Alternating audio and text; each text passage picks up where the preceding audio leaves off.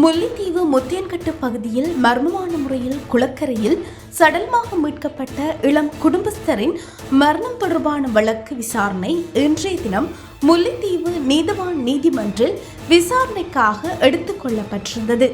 குறித்த வழக்கு தொடர்பாக 3 இராணுவத்தினர் ஏற்கனவே கைது செய்யப்பட்ட நிலையில் நேற்றைய தினமும் சந்தேகத்தின் பேரில் இராணுவம் ஒருவர் ஒட்டிசுட்டான் போலீசாரால் கைது செய்யப்பட்டு சந்தேக நபர் 4 இன்றைய தினம் முல்லைத்தீவு நீதிமன்றில் முற்படுத்தப்பட்டிருந்தனர்.